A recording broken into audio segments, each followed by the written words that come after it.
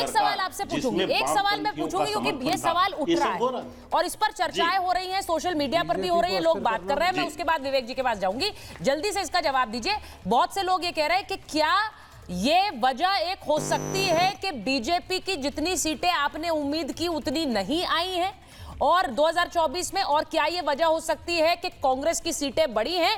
मुझे अभी पता नहीं है, लेकिन ये चर्चाएं चल रही हैं सोशल मीडिया पर। जल्दी से इसका जवाब दीजिए, फिर मैं विवेक जी के पास जाऊं।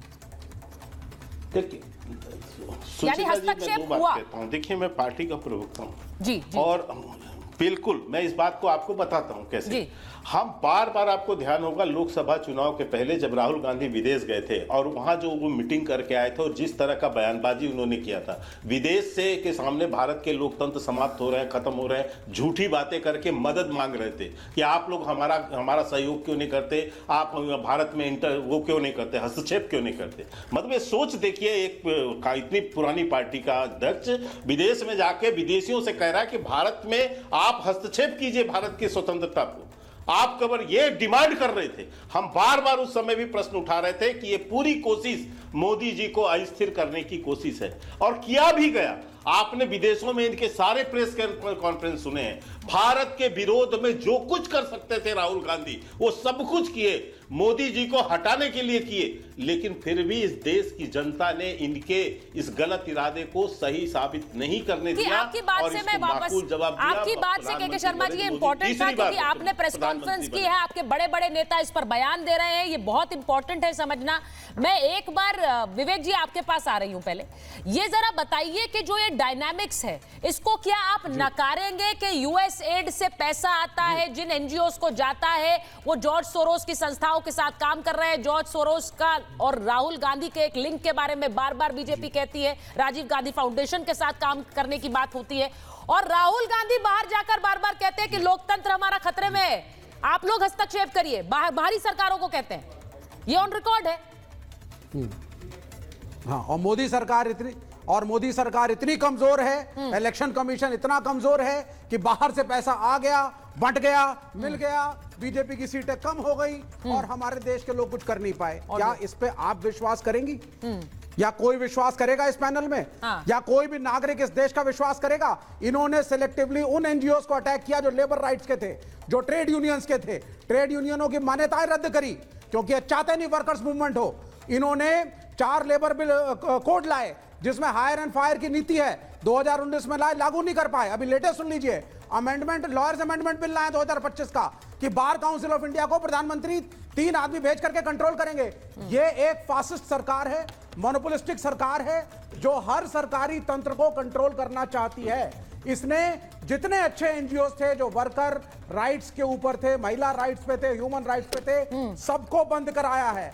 आप संघ से जुड़े हुए किसी एनजीओ को खोल लीजिए, आप खूब पैसा मंगाइए, आप खूब पैसा बांटिए, आप इलेक्शन में प्रयोग करिए, आपका स्वागत होगा इस मुल्क के अंदर। यह इस मुल्क की सच्चाई है। 95 साल का जॉर्ज सोरोस, जिसके बस का कुछ नहीं है, जो बिस्तर से जिसके बस का कुछ नहीं है, जिसके बस का कुछ नहीं है, आप कह रहे हैं बाहर बैठी हुई बड़ी बड़ी बाहर और देशों की सरकारें जॉर्ज सोरोस को लेकर ऐसे बयान दे रही हैं विवेक जी कि वो कैसे हस्तक्षेप कर रहे हैं उनकी सरकारों में, उनके यहां पर सिस्टम्स के साथ, और आप कह रहे हैं उनके बस की कुछ नहीं है। मनी ट्रेल है यहां पे, के शर्मा मनी ट्रेल दिखाएं मुझको और बताएं यहां पे नेशनल मीडिया पे, where is the money trail, which NGO, पैसा कहां गया? परवेश वर्मा को हमने तो बोल दिया था ना पैसे बांट रहा है, फिर हमने कहा था जूते बांट रहे हैं वाल्मीकि कॉलोनी में। इलेक्शन की हार जीत अलग चीज है, पता नहीं कहां से पैसा आया था और किसने बांटा। आपने तो नहीं ले लिया कहीं बांटने के लिए के शर्मा जी, क्योंकि दिखता तो आप ही का पैसा है हर जगह पर। अच्छा, जो तो आप बोल खड़ा कर रहे हैं, विवेक जी खड़ा कर दिया बहुत बड़ा महल झंडे वाला में, जाकर के देख के आइए ना।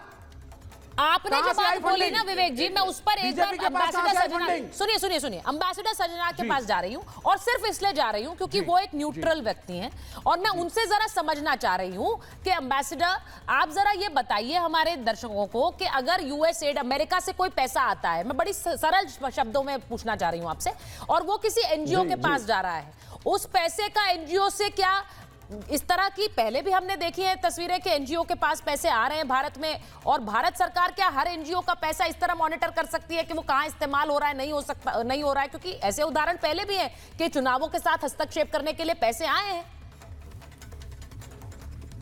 जी बहुत धन्यवाद सुचारिता, मुझे आमंत्रित करने के लिए। देखिए, एनजीओज के पैसे बहुत आते हैं जी, और केवल जिस मकसद के लिए आते हैं, जिस कारण के लिए आते हैं, जिसके लिए उनको बताया जाता है। नॉर्मली देखिए, एनजीओ के पास किस लिए पैसा आता है? जो आप हेल्थ में काम करिए, हेल्थ का वहां पर बेहतरी करिए, एजुकेशन को ठीक करिए, वगैरह वगैरह। परंतु जो उनका ऑब्जेक्टिव होता है, जो पेपर पर लिखा होता है, उससे कहीं दूर वो काम करते हैं। देखिए, इसीलिए सरकारों ने, जब प्रधानमंत्री मोदी की सरकार है, बहुत सारे उन्होंने एनजीओज का उनका एफसीआरए अप्रूवल खत्म किया है। इसी कारण से, क्योंकि उनके पास बहुत सारे ऐसे सबूत आ गए हैं। देखिए, मैं दो चीज कहूंगा इसमें, और ये देखिए केवल सरकार के ऊपर निर्भर नहीं करता है। जब डॉक्टर मनमोहन सिंह थे तब भी एक एनजीओ थी, बहुत सारी ऐसी। जब कुडनकुलम में ये न्यूक्लियर एनर्जी पावर प्रोजेक्ट हो रहा था, तो ये एनजीओ ने वहां पर उनको डाल दिया। जो भी मछुआरे थे सबको उन्होंने इंस्टिगेट कर दिया, जो भाई आप इसके विरुद्ध करिए। देखिए, भारत आगे प्रगति कर रहा है। भारत के रास्ते में रोड़े कैसे अटकाए जाएं, ये बाहर की शक्तियां बहुत चाहती हैं और उसके ऊपर बहुत काम करती हैं। और मैं समझता हूं, दो बात मैं इसमें ये कहूंगा जो राष्ट्रपति डोनाल्ड ट्रंप ने कहा। देखिए, उनके पास कोई एविडेंस नहीं था, उनके पास कोई सबूत नहीं है। उन्होंने स्पेक्युलेटिव तरीके से कहा, क्या ये वो करना चाहते हैं? परंतु मैं ये भी जानता हूं, जो एक डीप स्टेट की नाम की चीज है, जो कि इंटेलिजेंस एजेंसीज हैं, जो उनकी स्टेट डिपार्टमेंट है, जो उनका पेंटागन है, डिफेंस डिपार्टमेंट है, जो कि चाहते हैं। नहीं तो देखिए, प्रधानमंत्री मोदी वहां पर गए एज अ स्टेट गेस्ट जून 2023 में। एक सप्ताह पहले वहां पर खालिस्तानियों को बुला लिया गया व्हाइट हाउस में, नेशनल सिक्योरिटी काउंसिल में उनसे बातचीत करने के लिए बताया गया, आपकी हम पूरी हिफाजत करेंगे, आपकी पूरी सुरक्षा करेंगे। देखिए, कई बारी ऐसा होता है, बाहर के देशों को भी, उनके शीर्ष नेताओं को नहीं पता होता जो क्या हो रहा है। डीप स्टेट अपना काम करती रहती है, और उन्होंने देखा है, भाई हमको ऐसी सरकार लानी है जो हमारे लिए ठीक हो, फायदेमंद हो। और हमने ये भी देखा है, जैसे के शर्मा जी ने कहा है, जो जब यहाँ से राहुल गांधी गए हैं, उन्होंने हमेशा उनको दूसरे देश की शक्तियों को कहा है, जो आप डेमोक्रेसीज हैं, आप भारत में डेमोक्रेसी एकदम खराब हो गई है, तबाह हो गई है।